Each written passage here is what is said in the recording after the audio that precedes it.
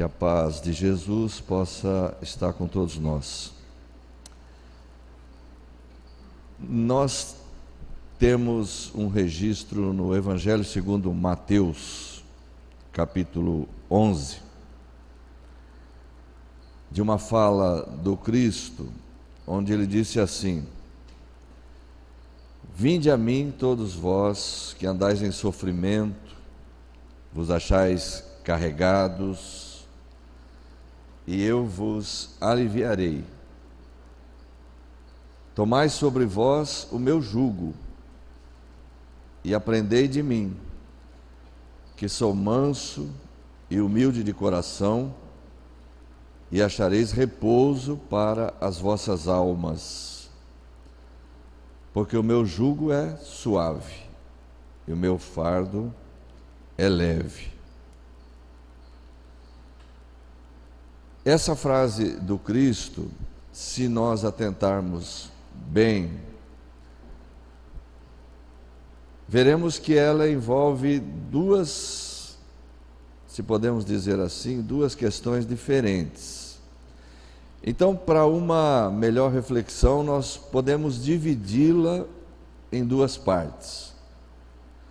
E a primeira seria então: Vinde a mim, todos vós que andais em sofrimento, que estáis aflitos, carregados, e eu vos aliviarei. E a outra parte: tomai sobre vós o meu jugo. Esta primeira parte nos permite ver claramente um convite dele para que nós o busquemos. Ele como que se coloca à disposição: Vinde a mim, eu vos aliviarei. Isso nos proporciona o ensejo de fazermos algumas reflexões sobre a prece, que é, indubitavelmente, o meio mais eficaz que está ao alcance de cada um de nós, a qualquer hora do dia ou da noite, para que nós possamos buscá-lo. E trata-se de um assunto que, dentro da doutrina espírita, está muito detalhadamente desenvolvido. Nós temos, a partir do primeiro livro de Allan Kardec, primeira obra da doutrina espírita, o Livro dos Espíritos, já na terceira parte do livro, no segundo capítulo, segundo capítulo da terceira parte, onde Kardec trata do desenvolvimento da lei natural, ou da lei divina, e onde ele fez uma divisão dessa lei em 10 partes, com a anuência dos espíritos que dirigiram o seu trabalho. Então, a partir do capítulo 2 dessa terceira parte do livro, ele vai começar a nos apresentar essas leis. E a primeira delas é a lei de adoração. Ali nós temos realmente uma abordagem, como disse, muito detalhada acerca desse assunto. Mas, na sequência do seu trabalho, vieram, como todos sabemos, vários outros livros, uma produção muito extensa, totalizando em torno de 21 livros. 21 porque, se nós quisermos considerar as revistas espíritas que foram editadas em volumes anuais, e cada um desses volumes corresponde ao mesmo volume de O Livro dos Espíritos, por exemplo, só ali nós temos 12, porque ele as publicou de 1858 a 1869, quando desencarnou. Então ali temos 12. Se somarmos os 5 livros mais conhecidos, que alguns chamam indevidamente de Pentateuco kardeciano, Pentateuco se aplica mais a Moisés, que só escreveu aqueles 5, se é que escreveu, porque há muita dúvida sobre isso. Kardec não escreveu só 5 livros, ele escreveu 21, fora artigos, fascículos e outras coisas mais que a gente não está considerando. 12 mais 5, 17. Temos o que é o Espiritismo, Viagem Espírita em 1862, Instruções Práticas sobre Mediunidade, o Espiritismo em sua mais simples expressão. Se alguém somou, vai ver que deu 21. E falta considerar obras póstumas, que não foi ele que publicou, mas alguém o fez 21 anos depois da sua desencarnação, reunindo escritos que ele havia deixado, alguns inéditos, em grande parte, e outros não. Então, na sequência da obra de Allan Kardec, ele vai tratar dessa questão da prece de uma forma, como já disse antes, bastante detalhada, bastante extensa. Para mencionar só os 5 livros mais conhecidos, já em O Livro dos Médiuns, que é o segundo desses 5 mais conhecidos, pela ordem de publicação, o assunto vai aparecer numa abordagem um pouquinho diferente, já falando sobre curas, perguntando aos espíritos se podem obter curas pela prece, e trata-se então de uma abordagem bastante interessante, que merece ser lida.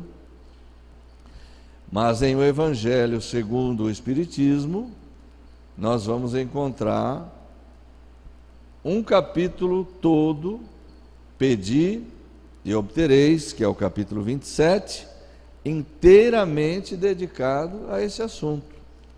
E mais, no capítulo 28, que encerra o livro, nós temos uma coletânea de preces espíritas, que é um material que nos foi oferecido por Allan Kardec, tendo em vista que, na época, não havia espíritas propriamente. As pessoas estavam acostumadas aos modelos tradicionais, das religiões tradicionais. Então, havia uma certa dificuldade, uma certa dúvida. Como é que um espírita ora? O espírita faz prece? Essa coisa toda. E ele, a título apenas de sugestão, nada mais que isso, ofereceu então uma coletânea, digamos assim, um conjunto de preces, de modelos que podem ser usados em diferentes ocasiões. Então ali a gente vai encontrar quando alguém desencarnou, quando alguém está com algum problema, preces para nós mesmos. Logo no início ele faz um desenvolvimento muito interessante da prece do Pai Nosso. Desenvolvimento este que na maior parte das vezes é esquecido pelos espíritas, preferindo adotar outros que foram feitos. Todavia este me parece o melhor de todos, que está em O Evangelho segundo o Espiritismo, no capítulo 28, onde ele faz um desenvolvimento de cada frase da prece do Pai Nosso. O Kardec nos disse, de uma forma bastante clara, que a prece do Pai Nosso é um modelo de concisão, porque o espírito elevado, entendamos aí, na categoria de Jesus, um espírito puro, por excelência, ele diz muita coisa em poucas palavras, ao contrário de nós, que ficamos aqui quase 1 hora para falar pouca coisa. Então, essa prece do Pai Nosso, por exemplo, o Kardec pega cada frase daquela e encontra uma enormidade de significação, que nós, ao repetirmos essa prece aqui, talvez não consigamos alcançar toda essa abrangência. E seguem-se outras obras através das quais ele vai desenvolvendo o assunto da prece. Mas, na lei de adoração, a primeira ideia que surge é em que consiste a adoração. É muito interessante que nós façamos uma reflexão, tendo em vista os conceitos, os princípios espíritas. E foi o que ele tentou fazer. Repetindo, as pessoas estavam muito acostumadas, ou exclusivamente acostumadas, às religiões tradicionais. E as religiões tradicionais tinham muitos cultos cerimoniais, rituais, procedimentos sistematizados. Então era preciso estabelecer agora, de acordo com esse novo conceito, com esses novos princípios que estavam sendo surgidos, era preciso estabelecer como é que era isso de fato, esse relacionamento do homem com Deus. Então a primeira pergunta que ele faz é esta: em que consiste a adoração a Deus? E trata-se, na verdade, de uma coisa extremamente simples.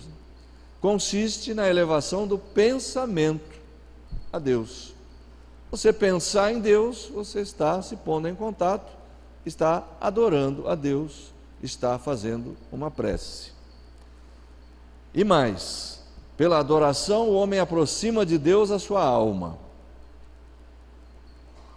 É claro que nós não vamos entender aqui essa aproximação com um caráter material, geográfico, porque isso faria supor que Deus está em algum lugar e nós, somente através da prece, então, conseguiríamos nos aproximar desse lugar. Ao passo que nós, espíritas, sabemos, não só nós, mas nós sabemos isso com muita propriedade, Deus está em toda parte. Então esta aproximação é mais transcendente, é mais simbólica, diz mais respeito ao nosso estado interior. Por isso que nós vamos daqui a pouco dar um pouco mais de ênfase à questão do pensamento, da elevação do pensamento. Mas com relação às questões ritualísticas, era preciso então estabelecer com bastante clareza. As religiões tinham rituais, desde todos os tempos, não só as religiões cristãs, todas elas, em todas as épocas da humanidade, cada uma a seu modo, nesse esforço de se aproximar de Deus, de estabelecer contato, sempre foram adotados rituais dos mais diferentes tipos. Ou se faziam oferendas, ou se faziam sacrifícios, até mesmo sacrifícios humanos. Isso é lógico, com o passar do tempo, o pensamento vai se apurando, vai melhorando, até que com o Espiritismo tudo isso foi deixado de lado por se haver concluído que era desnecessário. Mas até ali era o que se fazia. E ele tratou então de esclarecer isso para que ficasse muito claro na cabeça de todo espírita. Na adoração a Deus, há necessidade de manifestações exteriores. Essa é a questão 653. O que são manifestações exteriores de adoração?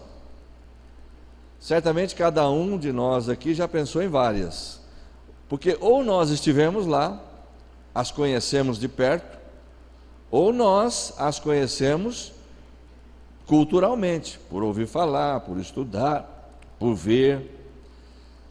Podemos pensar em velas, altares, imagens, ajoelhar, levantar, hinos, cânticos, charutos, defumadores, bebidas, modelos especiais de preces ritualísticas, e sem mencionar as oferendas, todas essas questões que são feitas, as promessas e assim por diante.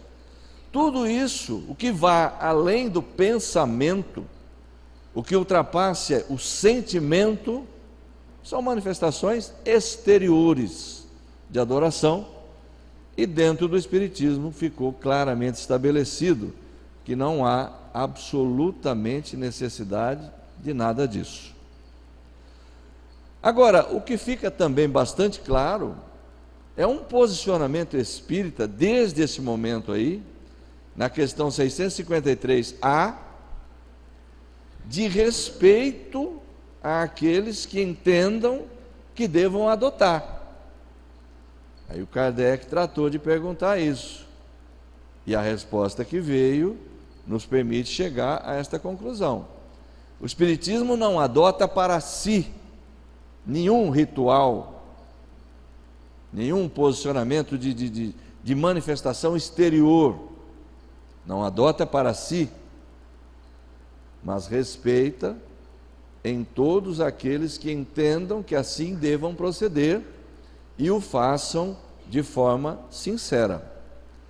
Foi o que ficou dito então na resposta que veio, porque ele perguntou assim: apesar de não serem necessárias, elas poderiam ser úteis?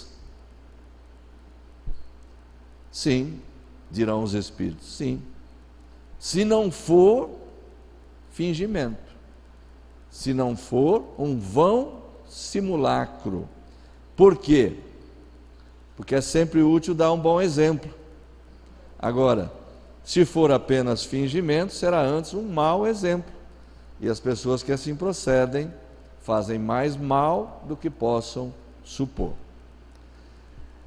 Aqui é a primeira das manifestações onde fica claro o posicionamento espírita de respeito aos que julgam que devam adotar procedimentos ritualísticos, dado que esse procedimento seja sincero. Mas nós temos ainda uma outra referência, e devem existir, além dessas duas, algumas mais, que eu não me lembro agora. Mas na Revista Espírita, de dezembro de 1868, a gente vai encontrar ali na primeira matéria dessa revista, um discurso feito pelo senhor Allan Kardec, na sessão comemorativa dos mortos, que era uma sessão anual que eles faziam, na Sociedade Parisiense de Estudos Espíritas, um discurso longo do Kardec, que por sinal, entre outras coisas, contém uma afirmação dele, provavelmente a primeira vez em que ele afirmou categoricamente que o Espiritismo era uma religião, coisa que até ali ele havia sistematicamente negado, porque, dizia ele, a palavra exprime vários significados. Então, se falar em religião, as pessoas vão logo pensar num conjunto de rituais, numa casta sacerdotal, cerimoniais, e o Espiritismo não tem nada disso. Então ele evitou o tempo todo que o Espiritismo fosse considerado religião, porque as pessoas não entenderiam o significado de religião num sentido mais transcendente. E é aí então que ele diz. Ele próprio faz uma pergunta e ele mesmo responde. Se é assim, ele fez uma série de considerações, depois ele diz: se é assim, o Espiritismo é, pois, uma religião? Ora, sim, senhores, do ponto de vista filosófico, o Espiritismo é uma religião. E por que eu disse que não era? Aí ele vai explicar. É muito interessante que se leia essa matéria, porque essa é uma das discussões. Existem algumas discussões dentro do movimento espírita que, de certa forma, podem ser consideradas inúteis ou inócuas. Essa é uma delas. É religião ou não é? Depende. A palavra comporta vários entendimentos. No entendimento tradicional, lato, não é. Mas no entendimento específico, é.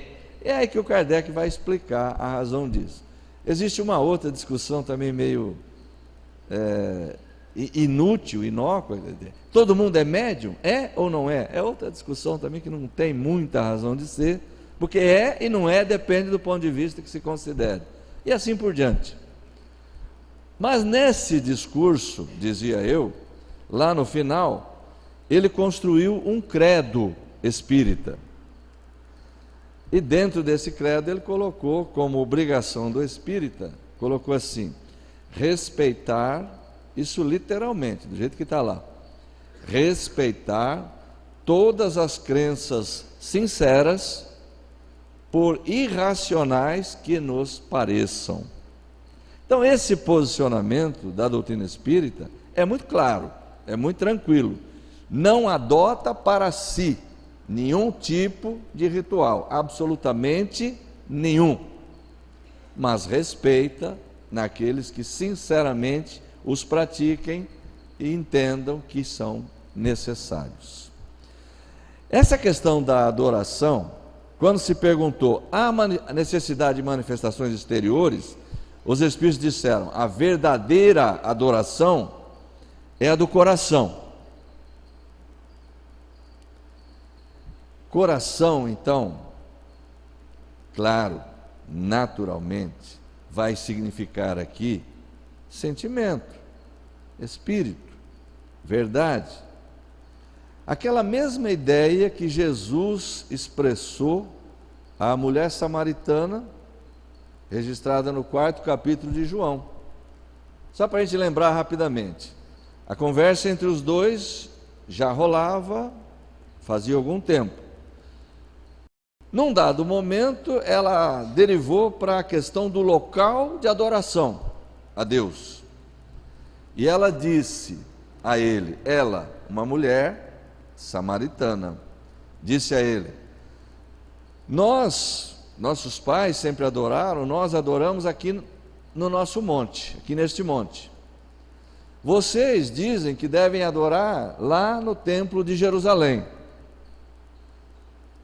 E ele então disse a ela: mulher, crê-me, a hora vem em que nem aqui neste monte, nem lá em Jerusalém adorareis o Pai. A hora vem e agora é. Essa é uma expressão bastante interessante. A hora vem e é agora, em que aqueles que adoram o Pai o adorarão em espírito e verdade, porque o Pai procura aqueles que assim o adorem. Deus é espírito, e importa que aqueles que o adorem em espírito e verdade. A hora vem e agora é, porque ele está claramente querendo dizer que com a chegada dele, esse paradigma começava a se modificar. Ele deixou muito claro, essa passagem é suficiente para demonstrar o pensamento de Jesus. Não existe um local para adorar a Deus. Onde é? É no coração, é no interior de cada um de nós. Nós espíritas não vimos aqui ao centro espírita para adorar a Deus. A gente vem aqui para aprender. A gente vem aqui para estudar a doutrina espírita, para aprender algo mais. Fazemos uma prece, claro. Qualquer reunião, sem sequer ter caráter religioso, pode ser iniciada com uma prece, porque é buscar o apoio divino, é buscar amparo divino. Então a gente não vem aqui para adorar a Deus, porque nós sabemos que adorar a Deus, nós podemos fazê-lo em qualquer lugar, a qualquer hora. Estejamos fazendo o que estivermos, estejamos no volante do nosso carro, estejamos dormindo, não vai ser um pouco difícil, deitados, descansando, trabalhando, conversando. Não há. O que é adoração a Deus? Elevação do pensamento a Deus. O que é orar a Deus? Porque a prece é um ato de adoração por excelência. E na doutrina espírita está estabelecido, é aproximar-se dele, é pensar nele, é pôr-se em comunicação com ele. Isso se faz de que forma? Acendendo vela, fazendo ritual, com todo respeito por quem o faça. Se o pensamento acompanhar, está ótimo. Mas se o pensamento não acompanhar, não vai valer nada, porque Deus não é tocado por atos exteriores, e sim pelo sentimento de cada um. Então, quando os Espíritos dizem a verdadeira adoração é a do coração, e Jesus deixa claro à mulher samaritana, Deus procura aqueles que assim o adorem, que entendam isso, que o adorem em espírito e verdade, isso está em perfeito alinhamento. E quando Kardec perguntou sobre manifestações exteriores e os espíritos disseram: se não for fingimento, tudo bem, porque é um bom exemplo, isso também está em perfeita sintonia com aquilo que disse Jesus. Há um registro no Sermão da Montanha, em Mateus 6. Aliás, Kardec colocou isso no capítulo Pedi e Obtereis também. Por isso é uma coisa familiar, provavelmente a maioria de nós, se não a todos. Quando fordes orar, não façais como os hipócritas, que fingem orar, ficando em pé nas sinagogas e nas esquinas das ruas. Em verdade vos digo que eles já receberam a sua recompensa. Mas vós, quando quiserdes orar, entrai para o vosso quarto, porta fechada, orai a vosso Pai em segredo, e vosso Pai, que vê o que se passa em segredo, vos dará a recompensa. Aqui nós temos duas coisas distintas, por assim dizer. Primeira coisa, ele faz o alerta semelhante ao que os Espíritos fazem na questão 653A. Não façam como os hipócritas que fingem orar. Essas atitudes exteriores de adoração, sem que participe o sentimento, são fingimento, são hipocrisia. Isso é coisa de aparência, isso não tem valor nenhum.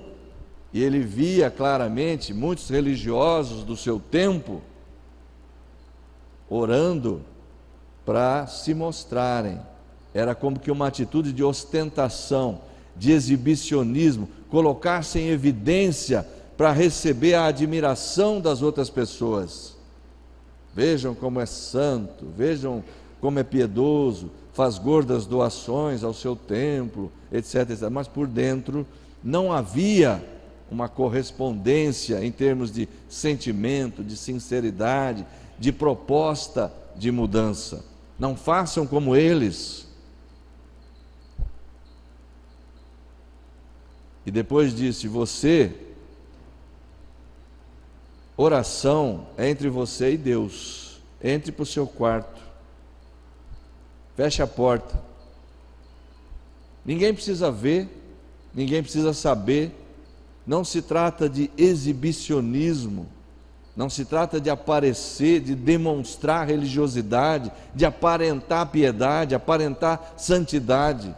É entre você e Deus. Nada mais, ninguém precisa saber. E foi um pouquinho além, falando sobre a importância das palavras, ou a pouca importância das palavras na prece. Não faleis muito, está lá em Mateus 6. Não faleis muito nas vossas preces. Não façais como os pagãos que pensam que é pelo muito falar que serão atendidos.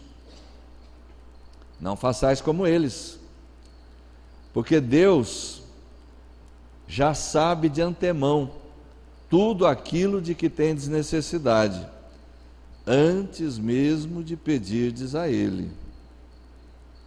Notem que coisa interessante, observemos bem isso. Primeiro, a comparação com os pagãos. Pagãos, gentios, que eram genericamente considerados assim todos os demais povos, com exceção dos judeus. Porque os judeus eram monoteístas desde a origem. A característica básica, principal do judaísmo é a crença no Deus único, desde o começo. E todos os demais eram politeístas, eram idólatras, cultuavam muitos deuses, tinham uma infinidade de rituais. Os judeus também tinham, mas era para um Deus só. E eles tinham uma característica interessante. Por esse fato, eles desprezavam solenemente os outros povos. Eles se julgavam melhores. E Jesus gostava de mexer com isso. Não façam como os pagãos. Vocês não se acham melhores do que eles, então vocês têm que fazer melhor. É como ele fez em outras ocasiões. Por exemplo, se você saudar só aquele que saúda você, o que é que você faz nisso de especial? Os pagãos não fazem também assim? Era uma maneira de mexer. Você não disse que você é melhor que eles? Então você tem que fazer mais. Se você amar só aquele que ama você, o que você faz nisso de especial? Os publicanos também não fazem isso? Publicanos também era outra espécie de gente que eles detestavam e consideravam desprezíveis. Então dizer, ele também faz, você tem que fazer melhor. No caso da prece, ele fez a mesma coisa. Não façam como os pagãos, porque os pagãos tinham rituais extensos, compridos, repetitivos. Não faleis muito, não precisa, porque Deus já sabe. Aí, essa é uma questão extremamente interessante para que nós possamos analisá-la. O Kardec desenvolveu esse pensamento não só em O Evangelho segundo o Espiritismo, mas na revista também.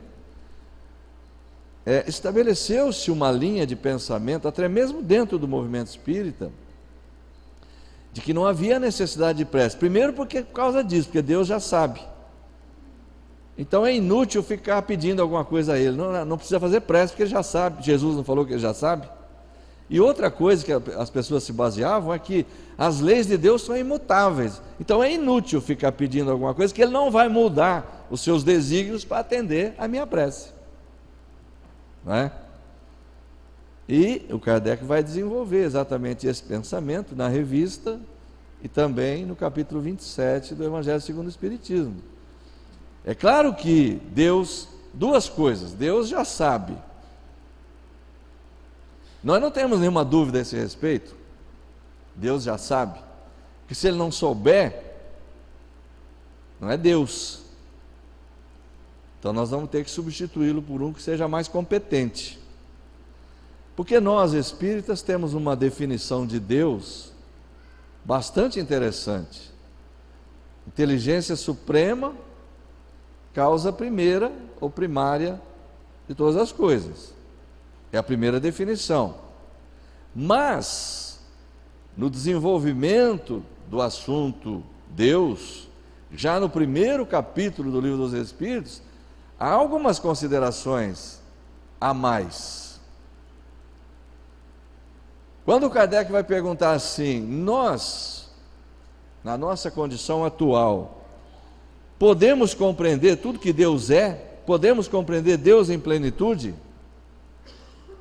E dizem os Espíritos, não, vocês ainda não, falta para vocês ainda um sentido para isso, ou seja, faltam faculdades, falta desenvolvimento. Só os Espíritos puros compreendem Deus, o veem, etc, etc.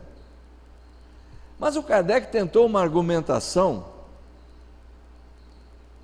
até muito sólida.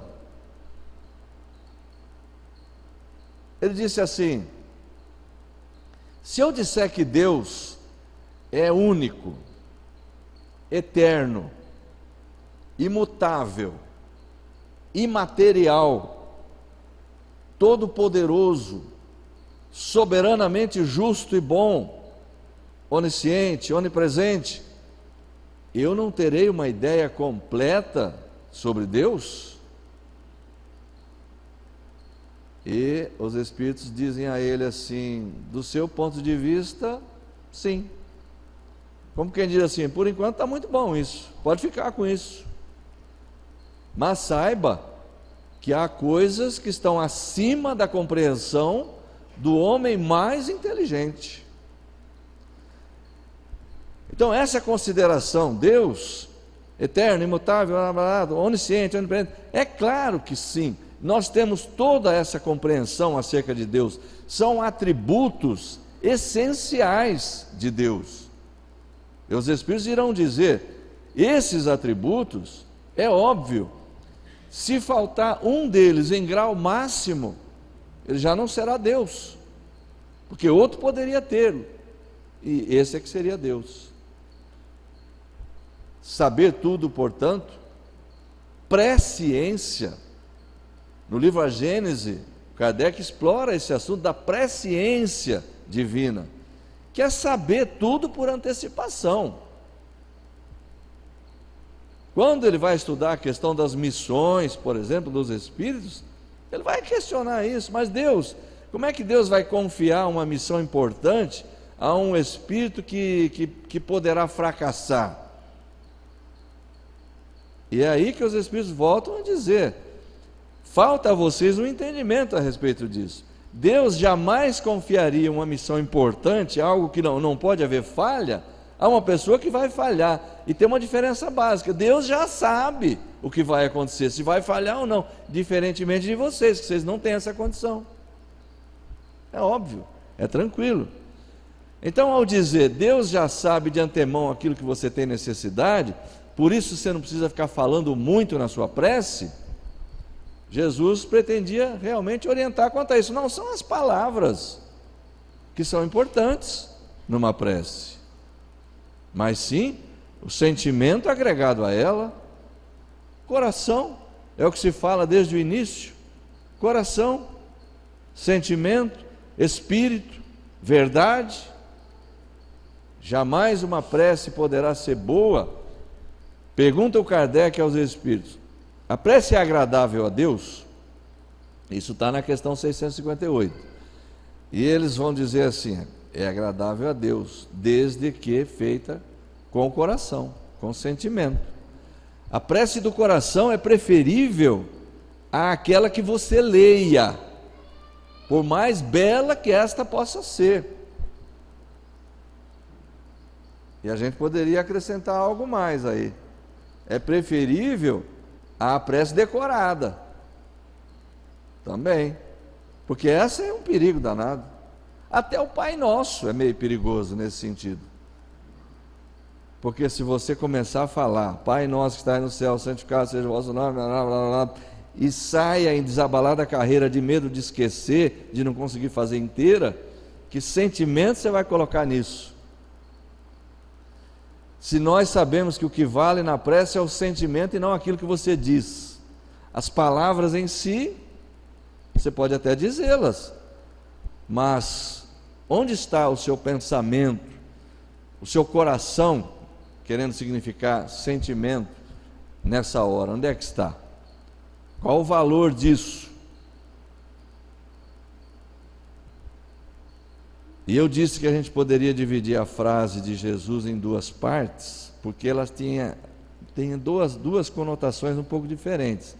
Quando ele fala: vinde a mim, todos vós que andais em sofrimento, que vos achais carregados, e eu vos aliviarei, ele está nos convidando efetivamente a buscá-lo, está nos convidando à prece, está reforçando a ideia da prece, que ele próprio viveu e praticou enquanto esteve aqui, exemplificou isto. Os evangelhos estão repletos de exemplos, mostrando Jesus se afastando até dos mais próximos, dos amigos, para buscar o alto de um monte, enfim, o recolhimento ideal, para entrar em comunhão com Deus. Então ele não abria mão disso? E nós vamos abrir? Ele recomendava aos seus discípulos prece para afastar espíritos perturbadores, para curar enfermidades, para ganhar forças para resistir às tentações do mundo. Aliás, o Espiritismo nos ensina que a prece também pode ajudar, é sempre um excelente coadjuvante, tanto na desobsessão, afastamento de espíritos perturbadores, quanto nas curas de enfermidades. Só que o Espiritismo deixa isso muito claro. A partir do momento em que nós entendemos a questão da reencarnação, da pré-existência da alma, da bagagem espiritual de cada um, nós sabemos perfeitamente que a cura de uma enfermidade pode não acontecer através de uma prece. Nós podemos pedir a cura? Podemos, mas não há efetivamente 100% de garantia que vá ocorrer, porque isto, a cura, está subordinada a outros fatores também. Depende muito da necessidade individual da pessoa. Isso o Espiritismo deixa muito claro. E o Kardec chega a dizer textualmente em O Evangelho segundo o Espiritismo: se o bem do doente for sofrer ainda, Deus deixará que ele sofra. Se a felicidade futura dele depender disso, Deus permitirá que ele continue sofrendo. Da mesma maneira que um cirurgião consciente permite que o doente passe pela dor da cirurgia para poder se curar. Agora, existem algumas áreas em que a garantia de sucesso da prece é absoluta, é uma certeza, é 100%. Nós sabemos quais são esse tipo de certeza. O que nós sempre vamos obter, através da prece, quando ela for sincera, Deus vai nos enviar bons espíritos para nos assistir. Eles vão procurar nos dar ideias boas, que às vezes poderão fazer com que nós mesmos encontremos a solução para as nossas dificuldades. Eles vão nos infundir coragem, paciência, resignação. Nisso, se a prece for sincera e verdadeira, podemos ter absoluta certeza de sucesso, 100% de garantia. Agora, quando a gente pede a cura de uma doença, aí nós sabemos que isso está na dependência de outros fatores. Então ele nos convocou à prece porque ele sabia que a gente ia precisar disso, dentro da nossa fragilidade. Mas também disse: tomai sobre vós o meu jugo e aprendei de mim. Ora, é um outro enfoque esse. É um outro enfoque. Tomar sobre nós o jugo de Jesus é assimilarmos os seus ensinamentos e nos aplicarmos com toda a intensidade em colocá-los em prática.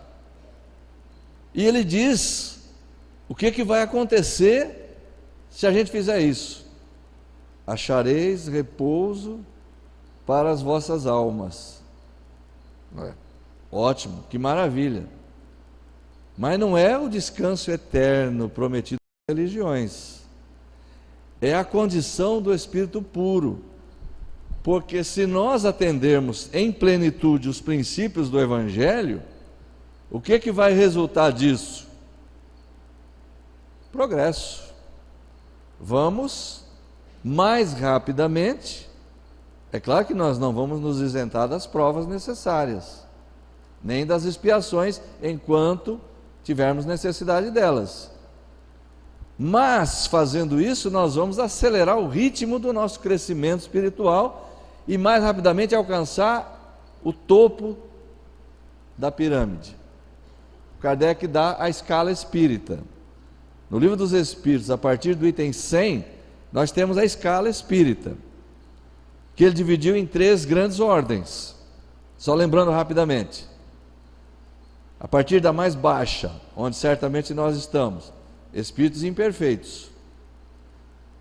Esta ordem ele dividiu em 5 classes. Segunda ordem, espíritos bons, dividiu em 4 classes. E primeira ordem, classe única, espíritos puros.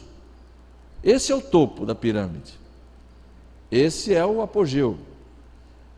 Esses são os espíritos que percorreram todos os graus da escala evolutiva, que se despojaram de todas as imperfeições da matéria.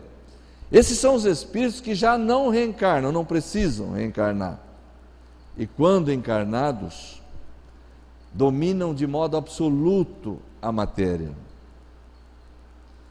Ela não significa para eles nenhuma limitação, nenhuma tentação, absolutamente eles estão acima disso. Esse conceito a gente só encontra dentro do Espiritismo. A dificuldade que as pessoas têm de entender Jesus é por causa disso. Porque a gente vê, de vez em quando, uma linha de pensamento tentando trazê-lo ao nosso nível. Então eles supõem Jesus exposto a todo tipo de tentações, a todas as fraquezas humanas. Como nos filmes que aparecem de vez em quando, lembram-se alguns aqui certamente, a Última Tentação de Cristo. Lembram-se do filme do Martin Scorsese? Jesus com características humanas, sujeito às fraquezas humanas, tentações. Quando não, aí vamos para o outro extremo. É Deus. Jesus é Deus. Ambas estão equivocadas, do ponto de vista espírita, evidentemente. Ele é um espírito puro. Esse tipo de espírito, essa natureza de espírito, está acima de tudo isso. Diz o Kardec, quando encarnado, supera de modo absoluto a matéria. Não está sujeito a essas limitações. É um espírito que goza de uma felicidade inalterável, não sofre angústias, não sofre tristezas, não sofre aflições de nenhuma espécie, nada, nada, nada. Felicidade plena, inalterável. É isso que ele está dizendo que vai acontecer conosco, se nós tomarmos sobre nós o seu jugo. Tomai sobre vós o meu jugo e aprendei de mim, e achareis repouso para as vossas almas. Alcançareis essa condição de espírito puro, felicidade plena, inalterável. É lá que nós todos chegaremos, indubitavelmente, e é lá onde nós todos queremos chegar, o mais rapidamente possível. Mas só que ele deu a condição: absorver os seus ensinamentos, tomar sobre nós o jugo dele. E disse uma coisa interessante: meu jugo é suave, meu fardo é leve. O Kardec diz assim, é que ele não pede muito, ele só pede para a gente amar, ele só pede para a gente viver caridade, solidariedade, perdoar, ser humilde, tudo coisinha simples, fácil de fazer. Essa garantia de sucesso também é absoluta. Se fizermos aquilo que ele prescreve, com absoluta certeza nós alcançaremos essa condição, e ali reina a felicidade plena. Então, feitas essas considerações, só nos resta pensar, refletir bastante sobre isso, porque depende exclusivamente de nós. Detemos em nossas mãos esse poder. Alcançar essa condição não depende da graça de Deus, não depende de sermos ou não escolhidos, porque escolhido é uma expressão evangélica que precisa ser bem interpretada. Escolhido é aquele que faz a vontade de Deus. O próprio Cristo deixou isso claro: nem todo aquele que diz Senhor, Senhor, entrará no reino dos céus. Reino dos céus é a mesma coisa que espírito puro, é essa condição, porque está dentro de nós. O espírito puro é feliz onde ele estiver. Ele pode estar no inferno, entre aspas, ele pode estar na terra, ele pode estar num mundo de expiações e provas, ele é feliz. Ele pode ter num plano espiritual muito bom, ele é feliz também. Ele é sempre feliz. Sua felicidade não se abala, ele não sente as paixões humanas de nenhum tipo, nem tristeza, nem angústia, nem nada. Que Deus nos abençoe, nos ilumine, nos guarde sempre na sua paz e nos dê a cada um de nós sempre as forças que nós precisamos para levar adiante esse nosso esforço de progresso. Muito obrigado, bom domingo a todos.